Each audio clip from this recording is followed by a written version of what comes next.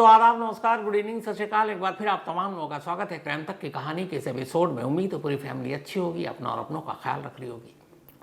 आज 29 अप्रैल है, एक डेडलाइन है आज।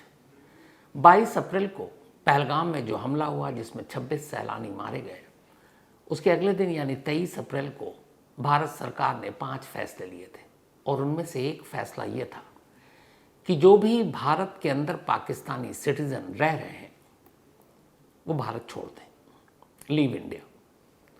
और ये उन पाकिस्तानी सिटीजन या नागरिक के लिए था जो शॉर्ट टर्म वीज़ा पर भारत आए थे। 23 अप्रैल को ये आदेश जारी हुआ था और पहले 2 दिन की मोहलत दी गई, फिर 2 दिन और बढ़ा दी गई और इसके बाद जो मेडिकल वीज़ा पर भारत आए थे उनके लिए थोड़ी और छूट दी गई और उन्हें 29 अप्रैल तक की मोहलत दी गई। तो आज 29 अप्रैल है। आज रात तक भारत के अलग अलग स्टेट्स में, राज्यों में रह रहे जितने भी पाकिस्तानी शॉर्ट टर्म वीज़ा पर आए हैं उन्हें भारत छोड़ना होगा। लगभग ज़्यादातर स्टेट्स में जो रह रहे हैं पाकिस्तानी सिटीज़न, वो वाघा बॉर्डर के ज़रिए या फिर जो एयरपोर्ट है वहाँ के ज़रिए वो भारत छोड़ चुके हैं और कुछ छोड़ रहे हैं। क्योंकि पाकिस्तान का एयर स्पेस बंद है हमारे लिए और पाकिस्तान के लिए हमारे यहाँ से डायरेक्ट फ़्लाइट भी नहीं है, तो बहुत से पाक सिटीज़न ऐसे हैं जो एयरपोर्ट के रास्ते किसी थर्ड कंट्री में वाया दुबई या किसी और के ज़रिए पाकिस्तान लौट रहे हैं। अलग अलग स्टेट्स में बहुत सारे पाकिस्तानियों के इस वक्त रहने की खबर थी। यूपी में कुल 118 पाकिस्तानी सिटीज़न थे जो यहाँ पर शॉर्ट टर्म वीज़ा पर आए थे। 118 के 118 यूपी से जा चुके हैं, सिवाय ये एक पाकिस्तानी सिटीज़न है सीमा मीणा, जो कभी सीमा हैदर हुआ करती थी। और आज लास्ट डे 29 अप्रैल, डेडलाइन आज 12 बजे के बाद ख़त्म है। तो क्या अगले कुछ घंटों में सीमा पार चली जाएंगी या भारत रहेंगी? भारत रहेंगी तो किस ग्राउंड पर, और सीमा पार जाएंगी तो क्यों? ये पूरी कहानी आपके सामने है। कहते हैं कई बार कुछ गलत काम कुछ अच्छा कर जाता है। जो इंडियन गवर्नमेंट का फैसला है उस फैसले के हिसाब से जो भी वैध यानी लीगल तरीके से इंडिया आए हैं उन सबको, और अलग अलग कैटेगरी होता है वीज़ा के, वो आगे आपको बताऊंगा, तो उन सभी को यहाँ से जाना होगा। लेकिन क्या सीमा पर इस फैसले का असर पड़ेगा? सीमा पाकिस्तान जाएगी या भेजी जाएगी या ग्रेटर नोएडा के उसी रब्बूपुरा इलाके में रहेगी? मई 2023 की बात है जब सीमा पाकिस्तान से दुबई होते हुए नेपाल पहुंची और फिर काठमांडू के रास्ते बाय रोड इंडिया की सरहद में दाखिल हुई। सचिन मीणा से उसे इश्क हुआ था सोशल मीडिया के ज़रिए। उसके बाद वो भारत आई। जब सीमा भारत में दाखिल हुई तो उसके पास इंडियन वीज़ा नहीं था, यानी वो इलीगल तरीके से भारतीय सीमा में दाखिल हुई। अब यहाँ भारत सरकार जिन लोगों को भेज रही है वो सब लीगल वीज़ा पर एंट्री पाया था उन्होंने, यानी वैध वीज़ा के ज़रिए वो इंडिया में दाखिल हुए थे। तो जिन लोगों को वैध वीज़ा के साथ यहाँ दाखिल होने की इजाज़त मिली वो तो सब जा रहे हैं, लेकिन इलीगल यानी कि बिना वीज़ा के सरहद पार करने वाली सीमा का फिर क्या होगा? और ये जो एक उसने गुनाह किया था, ये गुनाह इस वक्त उसके लिए एक फ़ायदा पहुँचाने जा रहा है। फ़ायदा ये कि भारत सरकार के इस फैसले में सीमा को भेजने में कई रुकावटें आ रही हैं और इसलिए सीमा के बारे में ये तय है कि आज मोहलत ख़त्म होने के बाद भी वो पाकिस्तान नहीं जाएगी। ये तय है। इसकी वजह क्या है? इसकी 3 से 4 बजे सीमा के वकील और बाकी लोगों से आज बात की, जो AP सिंह हैं उनके वकील। पहला, सीमा किसी वीज़ा के साथ इंडिया में दाखिल ही नहीं हुई थी, तो उसके पास शॉर्ट टर्म वीज़ा या लॉन्ग टर्म वीज़ा या किसी भी कैटेगरी का वीज़ा है ही नहीं, वो तो इलीगल आई। तो जब मई 2023 में वो इंडिया में इलीगल दाखिल हुई, उसके बाद फिर पता चला तो पहले यूपी पुलिस ने, नोएडा पुलिस ने उसे गिरफ्तार किया। बाद में ATS यानी एंटी टेररिस्ट स्क्वाड ने पूछताछ की। मामला होम मिनिस्ट्री, IB सब तक पहुँचा। वो जेल गई, सचिन भी जेल गया, फिर पूछताछ हुई। उसके बाद उसकी कुंडली खंगाली गई, पाकिस्तान के उसके पते, उसके पति, उसके बच्चे के बारे में सारी जानकारी हासिल की गई। और सीमा यहाँ अकेले दाखिल नहीं हुई थी, अपने 4 छोटे छोटे बच्चों के साथ आई थी। तो ये सारी चीज़ें जब सामने आई तो फिर कोर्ट ने सीमा को जमानत पर रिहा कर दिया। रिहाई के बाद सीमा अब रब्बूपुरा ग्रेटर नोएडा में सचिन के घर पहुंच गई। वहां जाने के बाद पहले उसने अपना धर्म बदला। अब सीमा हैदर से वो सीमा मीणा बन गई। सीमा हैदर उसका नाम इसलिए था कि उसके पति का नाम गुलाम हैदर था, जो पहला पति था, शौहर था। लेकिन उसने यहाँ आकर सचिन से शादी कर ली, तो वो सीमा हैदर से सीमा मीणा बन गई। हिंदू रीति रिवाज के हिसाब से उसने शादी की, तमाम जितने भी रस्में हैं वो सारी चीज़ों को फॉलो किया। और उसके बाद अभी 1.5 महीने पहले सीमा ने एक बेटी को जन्म दिया। 4 बच्चे वो पाकिस्तान से लेकर आई थी और 5वें को यहाँ उसने जन्म दिया। अब वो बच्चा कानूनी रूप से इंडियन सिटीजन हो गया। 1.5 महीने का बच्चा है वो, और 1.5 महीने के इस बच्चे को उसकी माँ से कैसे जुदा किया जा सकता है? पहली तो ये मानवीय पहलू पर है। लेकिन दूसरा ये है कि सीमा जब यहाँ आई और गिरफ्तार हुई, वो मामला कोर्ट में है। जब तक कोर्ट का फैसला नहीं आ जाता, आप सीमा को पाकिस्तान नहीं भेज सकते। ये कानूनी पहलू है। यानी सीमा को इन जो पहलगाम का हमला हुआ उसके बाद किसी भी सूरत में भारत सरकार के उस फैसले के तहत सरहद पार नहीं भेजा जा सकता, क्योंकि मामला कोर्ट में है, विचाराधीन है। कोर्ट का फैसला आना बाकी है। पहली ढाल सीमा के लिए ये कोर्ट बन गया, जहां उसके खिलाफ मुकदमा है। दूसरी ढाल ये है कि एटीएस ने पूरे मामले की जांच की और फिर होम मिनिस्ट्री तक रिपोर्ट गई। एटीएस और होम मिनिस्ट्री, इन दोनों की अभी तक सीमा को लेकर फाइनल कोई रिपोर्ट ही नहीं आई।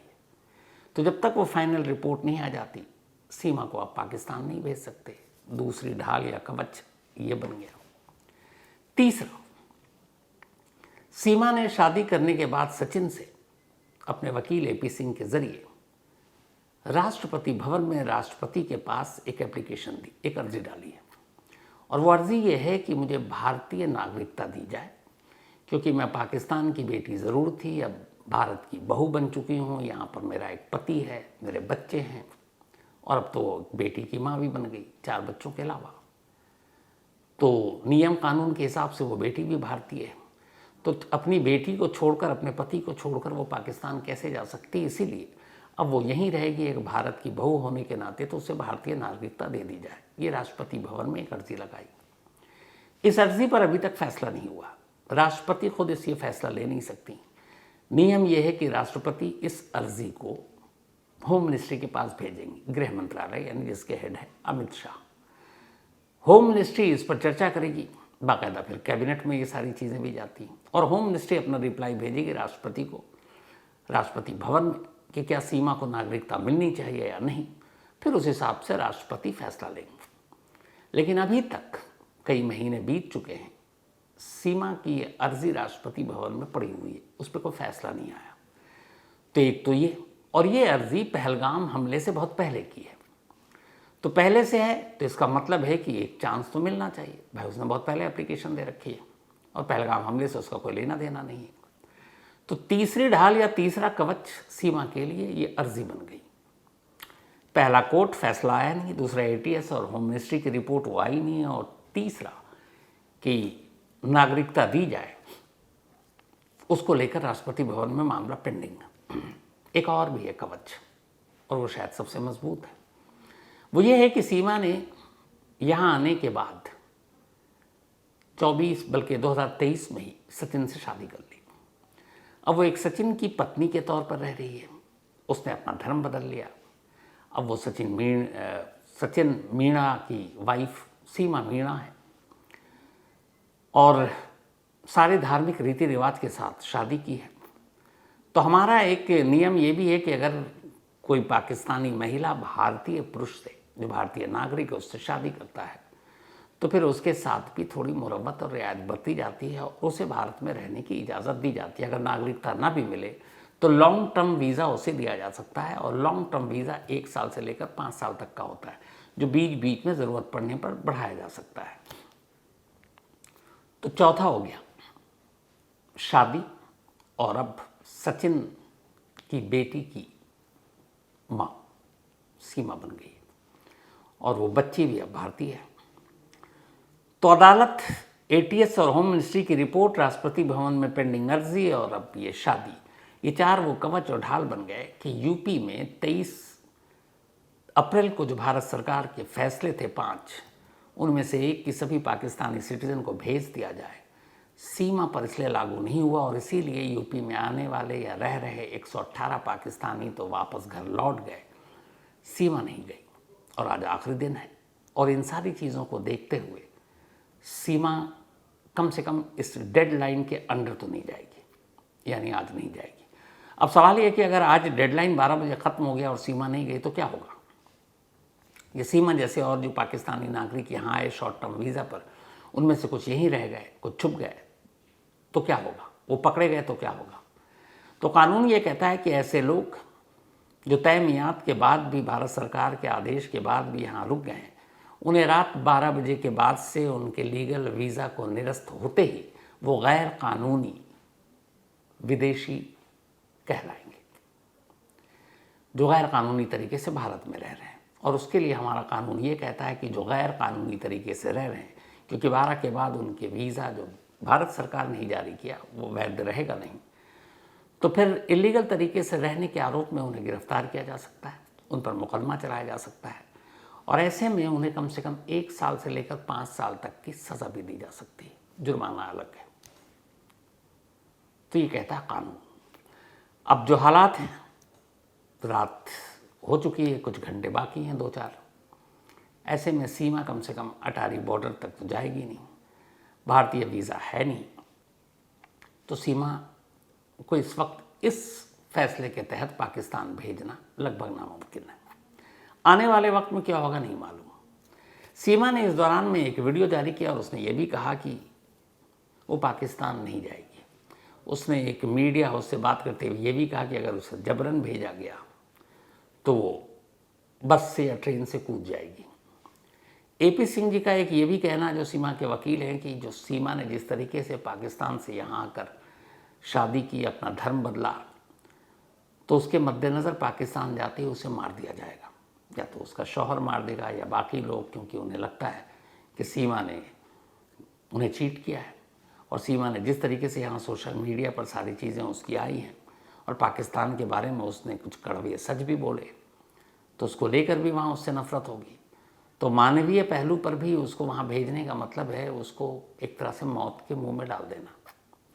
तो उस बिना पर भी अपील की है कि उसे ना भेजा जाए। सीमा मीना ने पाकिस्तान में सनातन धर्म ग्रहण करने के बाद नेपाल में शादी की काठमांडू में, उसके बाद फिर भारत में आई। जब दूसरी बार आई तो भारत में भी जब 1 साल हो गया उसको वर्षगांठ मनाई, तो भी सनातन धर्म रीत रिवाज पद्धति बाकायदा गौमूत्र, गंगा जल और गंगा स्नान और गंगा के पवित्रता के साथ, सनातन धर्म के साथ हिंदू रीति रिवाज सप्तपदी सप्त फेरों के साथ परंपरा से विवाह किया। उसके बाद 1 साल बीता, फिर दूसरे साल के बाद वो गर्भवती हुई, भारत में गर्भवती हुई और भारत में ही बेटी को जन्म दिया। माननीय उत्तर प्रदेश की अदालत के आदेशों का अक्षरशः पालन करते हुए भारत में रह रही है। महामहिम राष्ट्रपति जी की यह याचिका सीमा मीना की लंबित है। एटीएस जो एंटी टेररिस्ट स्क्वाड है, एटीएस उसकी निगरानी में है। सारे डॉक्यूमेंट, सारे कागजात ओरिजिनल सभी उनके पास हैं। उनकी जांच में पाकिस्तान को भी डॉक्यूमेंट सब भेजे गए हैं, माननीय गृह मंत्रालय को भी भेजे गए हैं। पूरी तरह से उत्तर प्रदेश की माननीय सरकार, भारत सरकार की माननीय अदालतों के आदेशों का अक्षरशः पालन करते हुए सीमा मीना, जो कि भारत की वर्तमान में बहू है, भारत में जन्मी बेटी की मां है, भारत में जन्मे सचिन मीना की धर्मपत्नी है। मीना समाज के सारे रीत रिवाज पद्धति सनातन धर्म के संस्कारों के अनुसार सारे 30 त्योहार मनाते हुए पूरी परंपरा के साथ, भारत के साथ, भारत माता की जय के उद्घोष के साथ, हिंदुस्तान जिंदाबाद के उद्घोष के साथ सीमा सचिन मीना देश के राष्ट्रीय त्योहार मनाने की बात हो, 26 जनवरी 15 अगस्त की बात हो, और भी होली, दिवाली, तीज त्योहार, भैया दूज, रक्षाबंधन, करवा चौथ, गणेश चतुर्थी, हिंदी नववर्ष, सभी त्योहारों को अच्छी तरह से मनाती आप सबको विदित भी है। और उसके बाद कानून पर, कानून में, न्यायिक प्रणाली पर माननीय उत्तर प्रदेश की योगी आदित्यनाथ जी की सरकार, माननीय केंद्र में मोदी जी की सरकार के आदेशों का अक्षरशः पालन कर रही है। जिनको कार्यक्रम को, जिनकी कार्यकलापों को, कार्य प्रणाली को वो पाकिस्तान में भी देख के खुश होती थी कि भारत बहुत अच्छा देश है। यहाँ तो इस्लाम को मानने वाली महिलाओं के लिए भी भारत सरकार ने ट्रिपल तलाक पेश करके एक इस्लाम की मानने वाली महिलाओं तक के लिए आदर कर दिया। और सनातन धर्म में तो बेटी बचाओ, बेटी पढ़ाओ, बेटी बढ़ाओ का नारा है। और अब तो उसके 4 बेटियां हैं। भारत में जन्मी भारतीय मीना भी उसकी बेटी है और भारत में रह रही है। इसलिए जो भी लोग गलतफहमी और गलत चीज़ों को चला रहे हैं, दिखा रहे हैं, वो किसी सनातन धर्म की संस्कारी महिला के लिए गलत है, वो नहीं होना चाहिए। हालांकि इसी बीच गुलाम हैदर, जो सीमा का पहला पति है, उसने इस पहलगाम फैसले पर भारत सरकार के एक अपील की है। उसने कहा कि सीमा ने अभी तक मुझसे तलाक नहीं लिया और मेरे चारों बच्चों पाकिस्तानी हैं चारों, तो मेरे कम से कम चारों बच्चों को पाकिस्तान भेजा जाए। और भारत सरकार जो कह रही है कि जो वीज़ा पर आए वैध, उन्हें भी भारत छोड़ना होगा, तो वो तो बगैर वीज़ा के तो उसे क्यों नहीं भेज रहे। हालांकि गुलाम हैदर के इस कहने में ये भी है कि सीमा का क्या हश्र होगा वहाँ जाने के बाद, ये सब जानते हैं। तो कुल मिलाकर सीमा यहाँ से नहीं जाएगी। अब बाकी की बात करते हैं।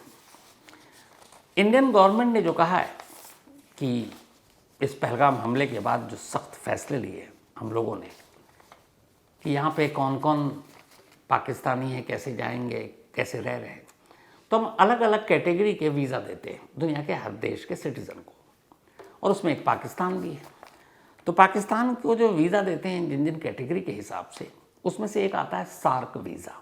सार्क समिट होता है, आप लोग जानते हैं। सार्क वीज़ा सबसे ख़ास होता है इसलिए कि बार बार कुछ हाई प्रोफाइल लोग हों, प्लेयर्स हों या फिर जजेस हों, इस तरह के लोगों को वीज़ा दिया जाता है कि बार बार आपको स्टैंप लगाने की ज़रूरत नहीं है। लेकिन ये आम सिटीज़न को ये वीज़ा नहीं मिलता। तो सार्क वीज़ा पहला कैटेगरी है, पहली इसकी है, जो मिलता है ख़ास लोगों को। तो सार्क वीज़ा भी कैटेगरी में जिन लोगों को मिला उनको भी कहा गया भारत छोड़ो। दूसरा है बिजनेस वीज़ा। वो पाकिस्तानी जो भारत में आकर बिजनेस करते हैं उनको ये वीज़ा दिया जाता है। उनसे भी कहा गया है कि आप भारत छोड़ो, डेडलाइन यही है। तीसरी कैटेगरी है विजिटर वीज़ा। बहुत सारे लोग जिनके रिश्तेदार इंडिया में हैं, जिनके दोस्त इंडिया में हैं, जिनके जानने वाले इंडिया में हैं, ऐसे लोगों को ये विजिटर वीज़ा दिया जाता है कि आप आइए और मिलिए। इनसे भी कहा गया कि अब आप बहुत मिल लिए, पाकिस्तान वापस जाइए। इसके अलावा एक और वीज़ा की कैटेगरी है, वो है कॉन्फ्रेंस वीज़ा। कॉन्फ्रेंस वीज़ा अक्सर सेमिनार या कॉन्फ्रेंस के लिए दिया जाता है। जैसे इंडिया में कोई ऑर्गेनाइजेशन कोई सेमिनार करे, कोई कॉन्फ्रेंस करे, कभी सम्मेलन हो, मुशायरा हो, तो इस नाम पर भी वीज़ा दिया जाता है। तो ऐसे सेमिनार या कॉन्फ्रेंस में हिस्सा लेने के लिए जो पाकिस्तानी भारत आए उनको भी आज रात से पहले पाकिस्तान लौटना है। जर्नलिस्ट वीज़ा, हम जैसे लोग भी हैं, मीडिया हाउस या फिर न्यूज़ एजेंसी जो मीडिया से जुड़े हुए हैं, तो ऐसे जर्नलिस्ट को भी वीज़ा दिया जाता है। जैसे अभी विकी पाजी और निखिल नाज के जो वर्ल्ड T20 था, बल्कि चैंपियंस ट्रॉफी पाकिस्तान में होना था, फिर इंडिया तो अपना दुबई में हम लोग खेल रहे थे, तो उसमें वो पाकिस्तान गए थे, तो वो जर्नलिस्ट वीज़ा है। तो जर्नलिस्ट वीज़ा पर भी जो लोग हैं यहाँ पर, जो पाकिस्तानी इस वक्त इंडिया में, उनको फ़ौरन पाकिस्तान छोड़ना होगा। एक है ट्रांजिट वीज़ा। जैसे आप कहीं जा रहे हैं किसी और देश में, लेकिन आपका एक हॉल्ट है इंडिया, तो आपको एक ट्रांजिट वीज़ा मिलता है। आप 1-2 दिन जो भी आप रह सकते हैं, और फिर आप अपने तीसरे देश के लिए निकल जाते हैं। तो भारत के रास्ते किसी तीसरे देश में जाने वाले पाकिस्तानी नागरिक जो यहाँ आए, 1-2 दिन का ट्रांजिट वीज़ा ले लिया उनसे भी कहा गया कि आप फ़ौरन अपना रूट पकड़िए और उस देश निकल लीजिए, यहाँ ठहरने की ज़रूरत नहीं है। एक है फिल्म वीज़ा। ये कलाकारों को दिया जाता है जो फिल्म में या फिर टीवी शोज़ में इंडियन काम करते हैं। पाकिस्तानी बहुत सारे एक्टर हैं, ऐसे कलाकार हैं, म्यूजिशियन हैं, सिंगर हैं। उन सबको ये वीज़ा दिया जाता है। तो वो भी इस फिल्म या फिर ये सारे जो टीवी शोज़ के लिए यहाँ काम कर रहे हैं, म्यूजिशियन है, सिंगर है, जो इस वक्त मुंबई में है या देश के किसी भी हिस्से में, उन सबको भी कहा गया आप कृपया करके भारत छोड़ दें। स्टूडेंट वीज़ा, ये हर देश अपने यहाँ पढ़ाई करने के लिए बच्चों को देता है। पाकिस्तान के बहुत सारे स्टूडेंट भी यहाँ पे पढ़ रहे होंगे, तो ऐसे स्टूडेंट वीज़ा जिन जिन को दिए गए उन सबसे भी कहा गया कि अब बस आपका स्टूडेंट वीज़ा कैंसिल है, फिलहाल टर्मिनेट है, आप वापस पाकिस्तान जाइए। ग्रुप टूरिस्ट वीज़ा, बहुत सारे लोग जो है वो घूमने के लिए भारत आते हैं ग्रुप में, तो उन सब को भी ये है कि जो भी आए हैं वो अब घूमना फिरना हो गया, पाकिस्तान निकल ले। Pilgrim and group Pilgrim visa, ऐसे धार्मिक यात्राओं के लिए, तीर्थ यात्राओं के लिए जो बहुत सारे लोग आते हैं, या फिर जैसे अजमेर शरीफ हो गए या फिर और भी जगह पे, या वहाँ के जो माइनॉरिटी हिंदू, सिख, बुद्ध, ईसाई पाकिस्तान में जो रह रहे हैं उनके लिए भी है। तो वो भी जब आते हैं तो उनके इस वीज़ा को भी कैंसिल किया। अब दर्शन और तीर्थ यात्रा बहुत, अब आप, और ज़ियारत भी हो गई बहुत, अब आप निकलिए, तो ये भी कैंसिल कर दिया गया। माउंटेनियरिंग वीज़ा, बहुत सारे ऐसे शौकीन होते हैं भारत में आकर माउंटेन पे अपना ट्रैकिंग करने के लिए, इसके लिए भी वीज़ा दिया जाता है। इन्हें भी कहा गया है कि अब आप लोग यहाँ से निकलिए, अब ट्रैकिंग बहुत हो गई। एक है मेडिकल वीज़ा, क्योंकि भारत की मेडिकल फैसिलिटी दुनिया में बहुत सारे देशों में देखते हैं कि बहुत अच्छी है। हमारे यहाँ जो मेडिकल में क्रांति आई है, जो डॉक्टर हैं हर बीमारी का इलाज, बल्कि इसमें मुझे याद आया कि जब मैं यूएस गया था तो वहाँ एक हाल ये था कि वहाँ को लंबी लंबी मतलब डेट मिलते हैं। अगर आपके पेट में भी दर्द है तो पता चला 2 दिन बाद का टाइम दे रहे हैं। इमरजेंसी में पता नहीं क्या होता है। एक हमारे हैं संजीव भाई, उनको कुछ हार्ट का इशू आ गया, 12, 15, 16 दिन के बाद का डेट दे रहे हैं। हमारे यहाँ कम से कम ऐसा नहीं है। तो बहुत सारे दुनिया के बहुत सारे देश, और दूसरा हमारे यहाँ सस्ता है मेडिकल इलाज, तो बहुत सारे और बहुत गंभीर बीमारियों के इलाज होते हैं। तो मेडिकल वीज़ा पर पाकिस्तान से बहुत बड़ी तादाद में लोग आते हैं। अभी भी जो पाकिस्तान से इंडिया में लोग आए हुए हैं, जो Pakistani citizen short term visa पर, उसमें यह है कि केरल में इस वक्त 102 पाकिस्तानी हैं, जिसमें से 50% मेडिकल वीज़ा पर है। दिल्ली में जो है उनमें से भी लगभग 40% मेडिकल वीज़ा पर है। हैदराबाद में भी मेडिकल वीज़ा पर है, मुंबई में भी मेडिकल वीज़ा पर है। तो मेडिकल वीज़ा पर आने वालों की तादाद बहुत ज़्यादा है। भारत सरकार ने इस माहौल में भी एक मानवीयता और एक इंसानियत दिखाई। उन्होंने बाकी से तो कहा कि आप 4 दिन में निकल जाइए, लेकिन जो मेडिकल वीज़ा पर पाकिस्तान से भारत आए उनको 2 दिन एक्स्ट्रा दिया। वो एक्स्ट्रा आज ख़त्म होगा 29 अप्रैल। वो इसलिए दिया कि बहुत सारे ऐसे हैं जिनकी सर्जरी हुई होगी, अब सर्जरी के बाद रिकवरी के लिए भी वक्त चाहिए। अब ऐसे में आप अचानक उन्हें उठाएं और कहीं ट्रैवल करें तो ये अच्छी चीज़ नहीं होगी। तो भारत सरकार ने स्पेशली जिन मेडिकल वीज़ा पर आए पाकिस्तानियों की, डॉक्टरों के हिसाब से कि जिसकी हालत है, चल सकता है, ट्रैवल कर सकता है, मेडिकल डॉक्यूमेंट्स तैयार कर सकता है, उनको 2 दिन एक्स्ट्रा दिया, और वो 2 दिन एक्स्ट्रा आज ख़त्म होगा। तो मेडिकल वीज़ा, तो इस तरह से कुल वीज़ा इन लोगों को दिए जाते हैं। अब जो मेडिकल वीज़ा वाले हैं कायदे से आज वही जा रहे हैं, वरना ज़्यादातर शायद 99% पाकिस्तानी जो शॉर्ट टर्म वीज़ा पर थे वो चले गए। ये जो वीज़ा की कैटेगरी आपको बताई, इसके अलावा एक लॉन्ग टर्म वीज़ा भी भारत सरकार देती है। लॉन्ग टर्म वीज़ा ख़ासतौर पर पाकिस्तान में रह रहे माइनॉरिटीज़ के लिए, क्योंकि वहाँ मुस्लिम मेजॉरिटीज़ में, तो जैसे हिंदू हो गए, सिख हो गए, पारसी हो गए, बौद्ध हो गए, क्रिश्चियन हो गए, जैन हो गए, इन लोगों को लॉन्ग टर्म वीज़ा दिया जाता है। ये 1 से 5 साल का होता है, लेकिन ये बढ़ाया भी जा सकता है। लेकिन पहलगाम हमले के बाद भी भारत सरकार ने कहा कि जो लोग पाकिस्तान के माइनॉरिटी, वहाँ के अल्पसंख्यक यहाँ लॉन्ग टर्म वीज़ा पर रह रहे हैं, उन्हें हम नहीं निकालेंगे, वो रह सकते हैं, तो उनके लिए राहत है। दूसरा, बहुत सारे ऐसी पाकिस्तानी महिलाएं हैं जिन्होंने इंडियन लड़कों से शादी की है, भारतीय नागरिक से शादी की है, तो उनके लिए भी ये है कि हम अभी आपको नहीं निकालेंगे।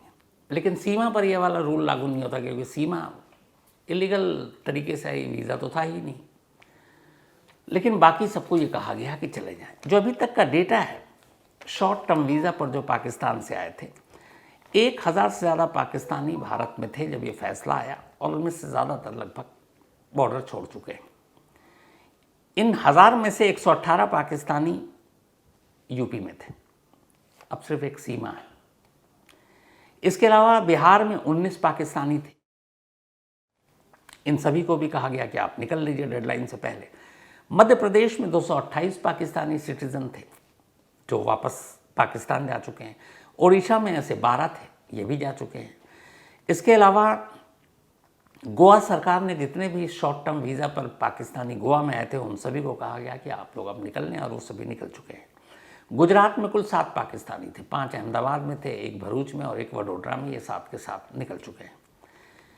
इसके अलावा साउथ इंडिया में कुल 600 Pakistani citizen short term visa पर आए थे, 600। इनमें से 102, जैसा मैंने कहा आपको, कि केरल में थे, जिनमें से आधे मेडिकल वीज़ा पर आए थे। इसके अलावा हैदराबाद में 208 पाकिस्तानी थे, इनमें से भी आधे मेडिकल वीज़ा पर आए थे, और इन सभी को भी पाकिस्तान भेज दिया गया। दिल्ली में करीब 100 पाकिस्तानी थे, जिसमें से 40% मेडिकल वीज़ा पर आए थे, वो भी उनको कहा गया चले जाए। अब 12 बजे के बाद जो पाकिस्तानी नहीं गए, उनकी शिनाख्त हो गई, वो मिल गए, तो फिर वो सभी इल्लीगल विदेशी कहलाएंगे, गैर कानूनी नागरिक जो गैर कानूनी तरीके से भारत में रह रहे हैं। और ऐसे लोगों पर फिर मुकदमा चलेगा, और मुकदमे के साथ उनको जेल की सज़ा भी हो सकती है, और जब सज़ा पूरी हो जाएगी तब इन्हें डिपोर्ट कर दिया जाएगा। लेकिन पूरी कहानी का सार ये है कि बगैर वीज़ा के भारत आई सीमा 4 ग्राउंड पर फिलहाल पाकिस्तान नहीं जाएंगी, यानी सीमा पार नहीं करेगी।